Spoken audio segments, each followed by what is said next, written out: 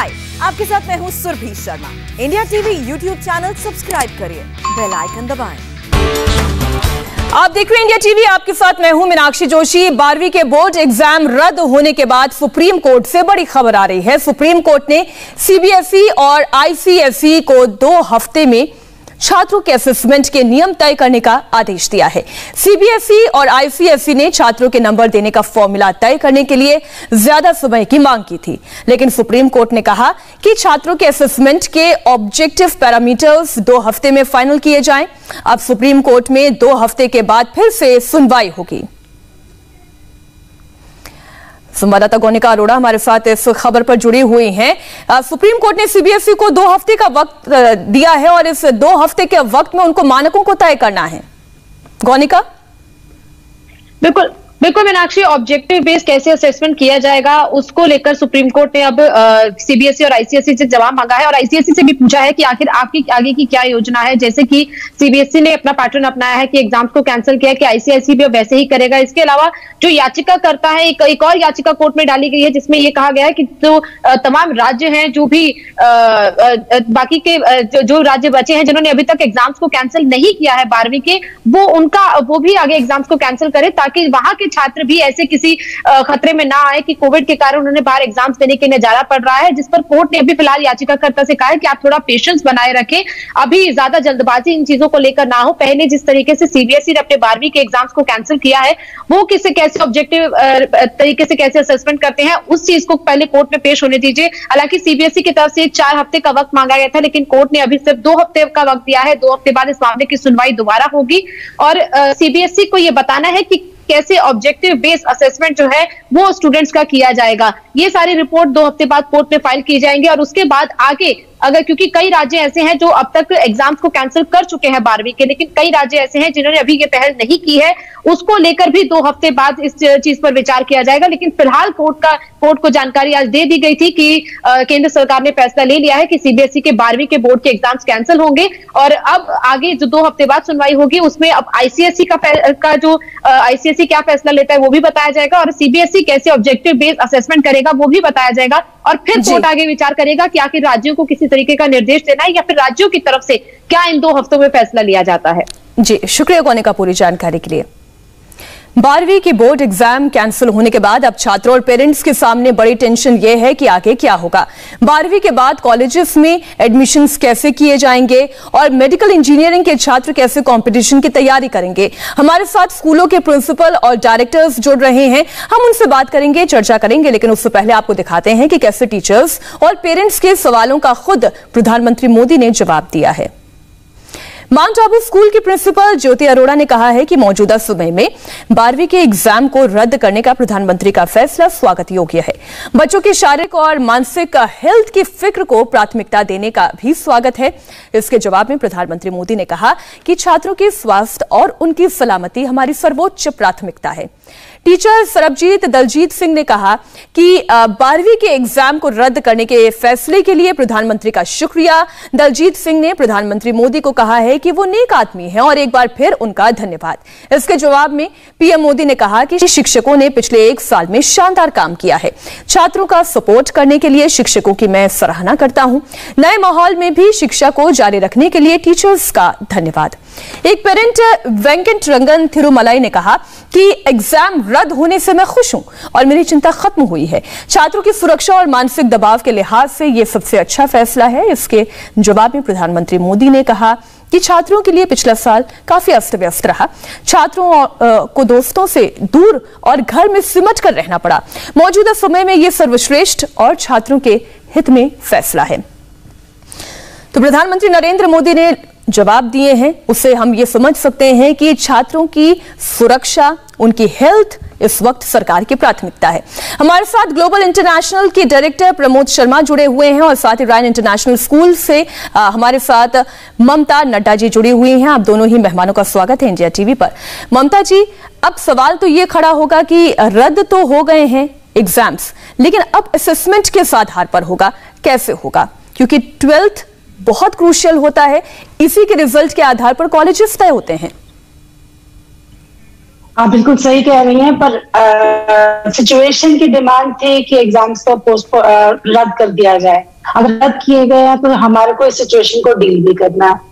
Probably मुझे लगता है क्लास 10th का रिजल्ट जो सीबीएसई ने खुद निकाला या आईसीएसई बोर्ड ने अपने इन बच्चों के लिए निकाला, वो उसको काफी वेटेज देनी चाहिए, मे बी 40% और 50% ऑफ द रिजल्ट।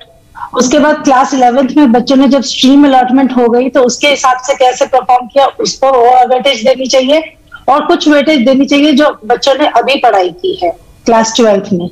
सो जो फॉर्मूला होना चाहिए, इट शुड बी 50, 25, 25 और 40, 30, 30। ये तो सीबीएसई को ही डिसाइड करना है, पैरामीटर्स उन्होंने फिक्स करने हैं। बट 3 साल की ऑपरेशनल वैल्यूज बच्चों ने कैसे लर्निंग की, that can be the only way to जज where the children stand. Pramod ji, आपका क्या मानना है, क्योंकि कई स्टूडेंट्स ऐसे हैं जो 10th में बहुत अच्छा परफॉर्म करते हैं, लेकिन अभी की परिस्थिति में शायद उनके ग्रेड्स गिरे हों, शायद उनकी पढ़ाई पर असर पड़ा हो, और कुछ बच्चे ऐसे हैं जिन्होंने 10th में अच्छा परफॉर्म नहीं किया लेकिन वो 12th के लिए अपनी सारी मेहनत शुरू कर देते हैं, अपनी सारी ताकत झोंक देते हैं। कैसे असेसमेंट होंगे इंटरनल? जहां तक क्लास 10 के रिजल्ट का सवाल है, वो बोर्ड एग्जाम जरूर हुआ था, पर उसमें अगर किसी बच्चे ने साइंस पढ़ी है क्लास 11, 12 में, तो क्लास 10 के साइंस और मैथ्स के जो रिजल्ट्स हैं उसकी रिलेवेंस तो मैं मान सकता हूं, पर बाकी सब्जेक्ट्स में उसे आगे नहीं पढ़ना था, उसने इंटरेस्ट नहीं लिया, तो उनकी मैं रिलेवेंस उतनी नहीं मानता हूं। इसी तरह से जिन्होंने ह्यूमैनिटीज लिया है, उनके क्लास 10 के अगर लेना है उस क्लास से, तो उसके सोशल स्टडीज या इंग्लिश मार्क्स को कंसिडर किया जाए, और इसका जो परसेंटेज है वो 10% से ज्यादा तो बिल्कुल नहीं होना चाहिए क्लास 10 का, क्योंकि 11, 12, क्लास 10 और 11, 12 में कोई भी सिमिलैरिटी नहीं है। क्लास 10 के बाद क्लास 12 का जो सिलेबस है वो एक क्वांटम जंप है, उसमें बहुत ज्यादा मुश्किलात और मुश्किल पढ़ाई आती है। तो मेरा सुझाव तो यह है कि जैसा कैम्ब्रिज अभी कर रहा है, कि उन्होंने क्या किया कि आप पिछले 2 साल में 11 और 12 में से कोई भी 3 एविडेंसेस, कोई भी 3 आपको जो लगता है पूरे अच्छी तरह से एग्जाम हुए हैं जिसमें बच्चे ने अच्छा किया है जी, ये लिखिए क्यों आपने इनका चुनाव किया है, और फिर उनका एवरेज निकाल के आगे बढ़िए। तो ये एक बहुत तरह के फॉर्मूलाज अवेलेबल हैं, और आई एम श्योर कि बहुत अच्छा कोई निष्कर्ष इसमें निकल के आएगा सीबीएसई से। सौरभ कुमार भी हमारे साथ जुड़ गए हैं, आप विद्या मंदिर स्कूल के डायरेक्टर हैं। सौरभ जी, आपका क्या मानना है, इंटरनल असेसमेंट के लिए पैरामीटर्स क्या होने चाहिए? देखिए, पैरामीटर्स तो ऑब्वियसली इंटरनल टेस्ट होंगे जो एक्चुअली में लास्ट के 1 साल से नहीं हो पाए हैं। 11वीं के मार्क्स हो सकते हैं, 10वीं के मार्क्स हो सकते हैं, बट इसमें ये सारी बातें बड़ी अच्छी लग रही हैं हमें जब तक हम शहरी स्कूलों को देख रहे हैं और मेट्रो सिटीज को देख रहे हैं। जैसे ही हम क्लास बी और क्लास सी टाउन्स में जाते हैं, अगर हम गांव देहात कस्बे में जाते हैं जहां पे इंटरनल असेसमेंट जैसी चीजें नहीं होती हैं, तो वहां पे आप कैसे इसका मूल्यांकन करेंगे, ये थोड़ा टफ सिचुएशन तो बनी रही है इसके अंदर। बट हम अगर मेट्रोज को दिमाग में रखते हैं, पब्लिक स्कूलों को दिमाग में रखते हैं, तो हाँ, हम बिल्कुल, हमारे पास असेसमेंट के शायद काफी सारे टूल्स हैं कि जो 11th के मार्क्स होंगे, 10th के होंगे। कुछ प्री बोर्ड अभी स्कूलों ने कराए हैं, 2 से 3 प्री बोर्ड कराए हैं, तो वो 2-3 प्री बोर्ड के मार्क्स भी लिए जा सकते होंगे। तो यही तरीका बनेगा इंटरनल असेसमेंट का, और इसके अलावा तो कोई और तरीका नहीं बनेगा। ममता जी, ये तो बहुत वाजिब बात है, क्योंकि हर स्कूल ये चाहेगा कि उनके स्टूडेंट्स का बेहतर से बेहतर नतीजा सामने आए। शहरी स्कूलों में शायद मानकों का बहुत ख्याल रखा जा सकता है, पैरामीटर्स को ध्यान दिया जा सकता है, लेकिन क्या ग्रामीण इलाकों में ये संभव हो पाएगा? क्या क्या अड़चने आ सकती हैं, इसे कैसे दूर किया जा सकेगा?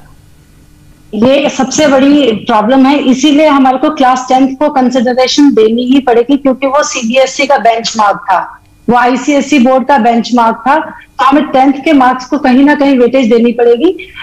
एक बच्चा जो इंटेलिजेंट होता है वो इंटेलिजेंट ही रहता है over a period of time.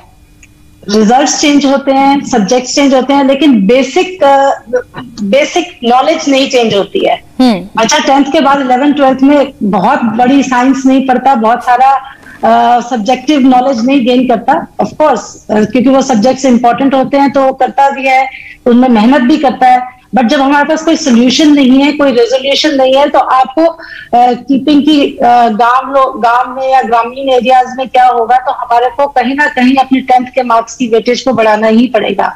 Sir ने बिल्कुल सही कहा कि it can be only 10% may be SST के मार्क्स कंसीडर हो ह्यूमैनिटीज के लिए, या साइंस एंड मैथ्स के मार्क्स कंसीडर हो साइंस सब्जेक्ट्स के लिए। बट अगर हम इस तरह से बेंचमार्किंग करेंगे तो रिजल्ट बनाना अपने आप में बहुत कॉम्प्लिकेटेड होगा। हमें ये भी सोचना है कि जो रिजल्ट बन रहा है वो भी सारे एरियाज में बन रहा है, जो विलेजेस हैं, जो शहर हैं, सब जगह। तो हमारे को पॉलिसी को बड़ा क्लियर, सिंपल और प्रिसाइज रखना पड़ेगा। मैं सब्जेक्ट वाइज भी थोड़ा सा समझ लेती हूँ। प्रमोद जी, अब जैसे अगर हम बात कर रहे हैं ह्यूमैनिटीज अगर किसी के पास है तो वो असेसमेंट शायद इतना मुश्किल नहीं हो, लेकिन जहां पर प्रैक्टिकल सब्जेक्ट्स आ जाते हैं, अगर मैं बोलूं अगर ड्राइंग्स हो गया, या अगर हम साइंस के प्रैक्टिकल एग्जाम्स की बात कर लें, वो कैसे होगा, उसके असेसमेंट कैसे किए जाएंगे? एग्जाम्स तो हुए हैं, प्रैक्टिकल्स तो हुए हैं स्कूल में, ऐसा नहीं कि बिल्कुल नहीं हुआ। तो ये पोजीशन फरवरी के बाद ज्यादा खराब हुई है, तो फरवरी तक प्री बोर्ड वगैरह के प्रैक्टिकल एग्जामिनेशंस, इंटरनल एग्जामिनेशंस हुए हैं, उनके पास मार्क्स हैं प्रैक्टिकल के, तो इतना मुश्किल नहीं है। और पिछले 2 सालों का अगर हम देखें 11-12 में कैसी परफॉर्मेंस रही थी, और जहां तक ये सवाल है कि स्कूल से इस बात में ज्यादा रुचि लेंगे कि उनके बच्चे ज्यादा से ज्यादा मार्क्स उनके आए, तो उसका सुझाव यह है कि पिछले 4 साल के बोर्ड एग्जामिनेशन रिजल्ट्स देखे जाएं, और उसमें जो भी बच्चे का बैच एवरेज, जो स्कूल का बैच एवरेज है, हर स्कूल के बैच एवरेज होते हैं, सारे बच्चों के बैच एवरेज को मिला लें, और उसमें जो सबसे बढ़िया रिजल्ट है 4 साल का, उस बैच एवरेज की लिमिट बना दी जाए कि इस बैच एवरेज से ऊपर आपका बैच एवरेज नहीं जाएगा। अब आप प्लेस करने की कोशिश करिए, और इससे जो स्कूल्स अपने बच्चों को ज्यादा से ज्यादा मार्क्स देने का प्रयत्न करेंगे, उनके ऊपर रोक लग जाएगी। सुन के बहुत मुश्किल प्रोसीजर ये लग रहा है। सौरभ कुमार जी, आप थोड़ा सा इस पर और रोशनी डालें। ये तो बहुत लेंदी प्रोसेस है, इतने सारे स्कूल, शहरी इलाके, ग्रामीण इलाके, कस्बाई इलाके, काफी वक्त लग जाएगा इसमें। देखिए, ये जो स्टैटिस्टिकल प्रोसेस होता है, जिसको सब लोग फॉलो कर रहे हैं या करते हैं, हमारे देश में भी काफी एजेंसी इसको फॉलो करती हैं। स्टैटिस्टिकल प्रोसेस एक नियम तो बना के दे देता है कि कैसे आप एवरेज आउट कर देंगे, कैसे आप कर देंगे, बट वो प्रैक्टिकली बहुत ज्यादा सभी लोग जानते होंगे, क्योंकि सभी लोग एजुकेटेड, मतलब मेरे से ज्यादा एक्सपीरियंस लोग बैठे हुए हैं, कि जब स्टैटिस्टिकल डेटा निकल के आता है तो जरूरी नहीं है कि वो हर बैच के लिए ट्रू हो जाए या हर स्कूल के लिए ट्रू हो जाए।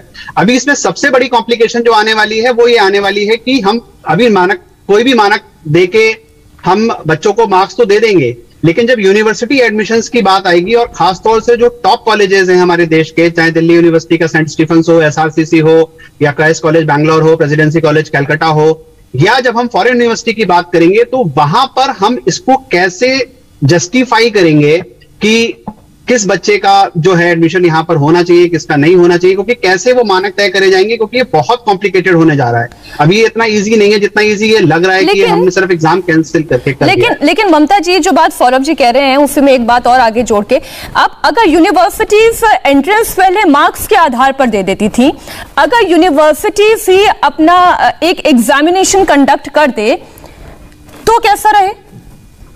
एग्जाम कंडक्ट करना, क्योंकि बहुत सारी यूनिवर्सिटीज हैं जो अपने एग्जाम्स करवाती हैं।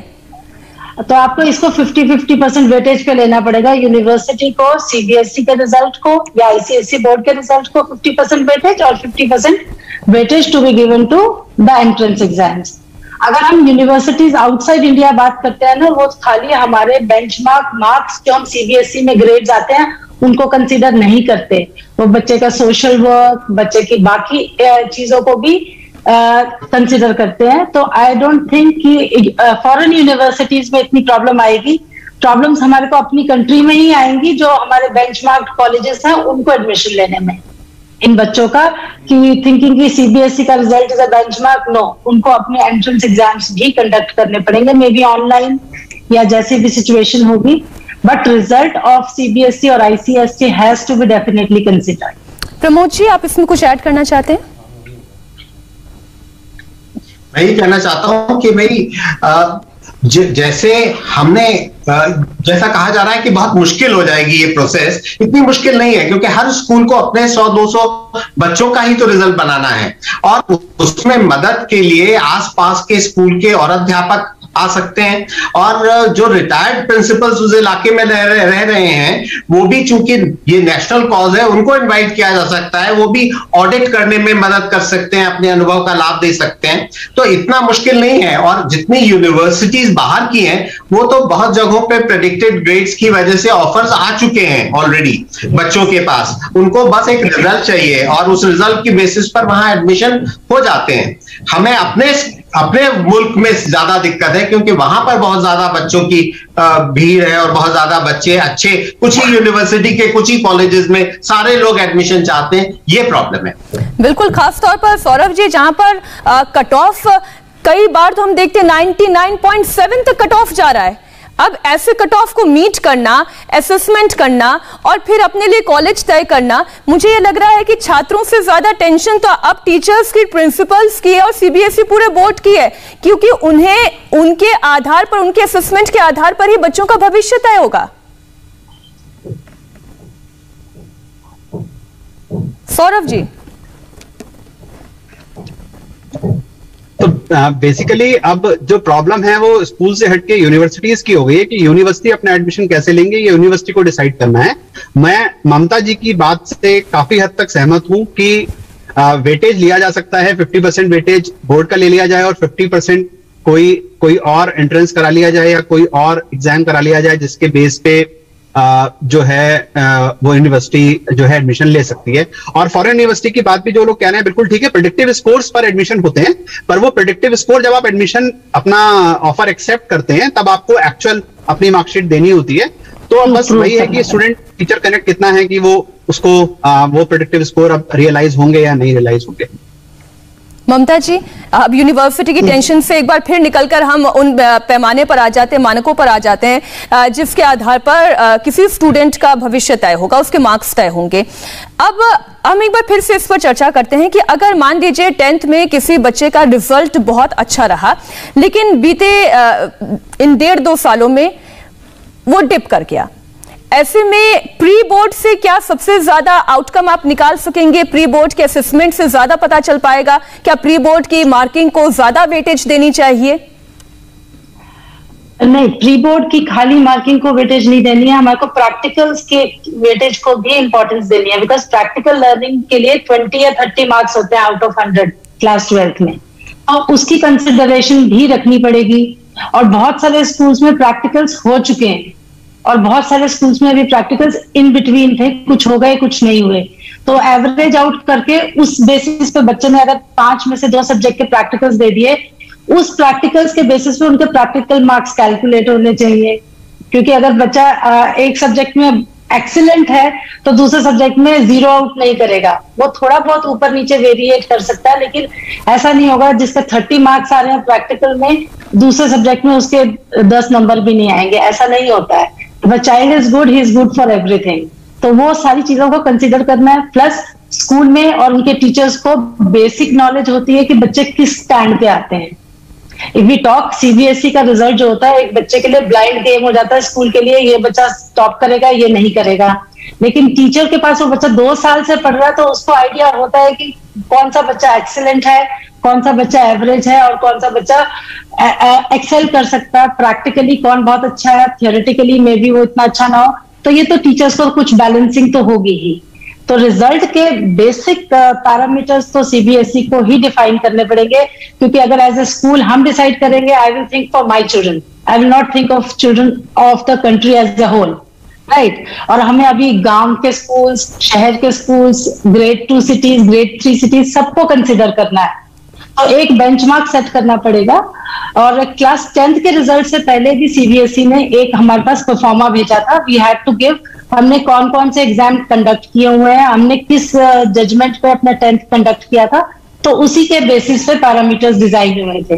तो प्रोबेबली अभी भी एक सर्वे आना चाहिए क्लास 12th के लिए, which should be compiled, consolidated, और उसके बेसिस पे ही 10th और 12th का भी मार्किंग स्कीम निकलना चाहिए।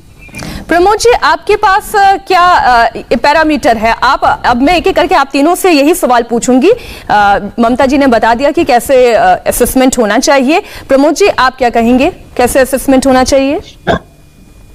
मैं तो ये कहूंगा कि क्लास 12 के मार्क्स और 11 के मार्क्स ज्यादा रिलेवेंट हैं, क्लास 10 के मार्क्स उतने रिलेवेंट नहीं हैं। क्लास 12 में प्री बोर्ड हो चुके हैं, हाफ ईयरली एग्जाम्स हुए थे, एक आध पीरियोडिकल्स भी, सारे स्कूलों के पास ये मार्क्स हैं। और इसी तरह से क्लास 11 में भी या तो एनुअल एग्जामिनेशन के मार्क्स हैं या हाफ ईयरली के मार्क्स हैं। तो ये 3-4 तरह के मार्क्स हैं। अब उन मार्क्स में से जो फुल स्केल एग्जामिनेशन हुए हैं उनमें से चुनाव क्या कर सकते हैं स्कूल कि भाई ये वाले हम इनका चुनाव करते हैं और इसके लिए हमारे पास ये एविडेंस है, और क्यों हमने इन एग्जाम्स को इस बच्चे के लिए चुना है, इसकी ये वजह है। तो ये सारा कुछ हर स्कूल को सिर्फ 100-200 बच्चों के लिए करना है। मैं उन स्कूलों की बात कर रहा हूं जिसमें 100-200 बच्चे ही हैं। ऐसा नहीं है कि ये बहुत बड़ा काम है और सीबीएसई में लाखों बच्चों का एक साथ करना है। हर स्कूल को 100-200 बच्चों का रिजल्ट बनाना है और वो आसानी से बनाया जा सकता है। इसके अलावा एक बात मैं और जो कहना चाहता हूं वो ये है कि हमें क्लास 10 के ऊपर इतना जोर नहीं देना चाहिए, क्योंकि मैं बहुत लोगों को जानता हूं, यूनिवर्सिटी के गोल्ड मेडल होल्डर्स को जानता हूं, हिस्ट्री में गोल्ड मेडल है और मैथमेटिकल थिंकिंग 0 है, जरा भी कैलकुलेट नहीं कर सकते, कुछ नहीं कर सकते, मैथ्स में किसी तरह गिर पड़ के पास हुए। आप सही कह रहे हैं प्रमोद जी। कुछ लोग 10th बोर्ड में मैथमेटिक्स में बहुत ज्यादा ख्याल इसीलिए रखते हैं कि बस वो पास हो जाए, भले बाकी सब्जेक्ट्स में वो एक्सीलेंट हो। सौरभ जी, आपके आधार पर आप थोड़ा अपनी समझ से बताएं कि पैरामीटर्स, मानक कैसे तय किए जा सकते हैं? देखिए, मानक जो है में ऐसा कर सकते हैं हम लोग कि अगर हम 100 पॉइंट सिस्टम बनाएं तो 40 point system at least 12th class का होना चाहिए, जिसमें प्री बोर्ड होंगे और जो भी इंटरनल हाफ ईयरली लिए होंगे या यूनिट टेस्ट लिए होंगे, और 30% हम उसमें 11th क्लास का ले सकते हैं क्योंकि वो सेम सीक्वेंस चली आ रही है। 20% क्लास 10th का बोर्ड ले सकते हैं क्योंकि वो एक अथॉरिटी ने एग्जाम कंडक्ट किया था। और ठीक है, मैं कहता हूं मिरेकल होते हैं कि बहुत सारे अच्छे बच्चे खराब हो सकते हैं, खराब बच्चे अच्छे हो सकते हैं, बट उसको 20% वैसे दे सकते हैं। और 10% हमें प्रैक्टिकल का रख लेना चाहिए, क्योंकि जनवरी फरवरी में जब स्कूल खुले थे सारे, तो पूरे देश में सारे स्कूलों का फोकस प्रैक्टिकल कराने में ही था, क्योंकि थ्योरी तो ऑनलाइन पढ़ा दी गई थी अप्रैल से लेकर दिसंबर तक अच्छी तरीके से, बट लोग लैब का जो एक्सपोजर था वो नहीं ले पाए थे। तो मैक्सिमम स्कूल जितने मैं जानता हूं सभी ने इन दोनों महीनों में प्रैक्टिकल का एक्सपोजर दिया था। तो 10% हम लगता है कि हम इसको रख सकते हैं, तो ये करीब करीब बन सकता है मानक। और इसके अलावा तो और कोई मेरे समझ में तो और कोई अभी और आइडिया नहीं आ रहा है। ममता जी, ऐसा महसूस होता है कि बड़ी खुशी की बात है कि हम जिस दौर में पढ़ लिख लिए उस दौर में ये कोविड जैसी बीमारी नहीं थी, क्योंकि जो एग्जामिनेशन असेसमेंट का हम चर्चा कर रहे हैं, ये बहुत मुश्किल लगता है सुनकर समझकर। और मेरे ख्याल से अब जितने स्टूडेंट्स हैं उन्होंने अपना भविष्य आप लोगों के कांधों पर डाल दिया है। पिछले 2-3 दिनों से पेरेंट्स के बहुत कॉल्स आ रहे हैं, मैम क्या असेसमेंट क्राइटेरिया होगा, मेरे बच्चे ने 11th में थोड़े कम मार्क्स आए थे, अभी प्रैक्टिकल्स ऐसे हुए नहीं, उसमें क्या करेंगे। So there are lot of questions to us also. हमें क्या आंसर देना हमें भी नहीं मालूम है, बिकॉज बेंचमार्क तो सीबीएसई सेट करेगा। We can give our ideas जी, हमसे मांगेंगे हम जरूर देंगे, लेकिन इम्प्लीमेंटेशन हमें वही करनी पड़ेगी जो मानक वो सेट करके देंगे हमें। बहुत बहुत शुक्रिया ममता जी, प्रमोद जी, सौरभ जी हमारे साथ जुड़ने के लिए और इस चर्चा के लिए। और कानपुर में बीजेपी लीडर ने क्यों हिस्ट्री शीटर को भगाया, कैमरे पर कौन कौन दिखा, एक छोटे से ब्रेक के बाद पूरी खबर। हाय, आई एम सुरभि शर्मा। खबरों से अपडेट रहने के लिए India TV YouTube channel subscribe करिए, साथ में बेल आइकन जरूर दबाएं। जुड़े रहें इंडिया टीवी के साथ।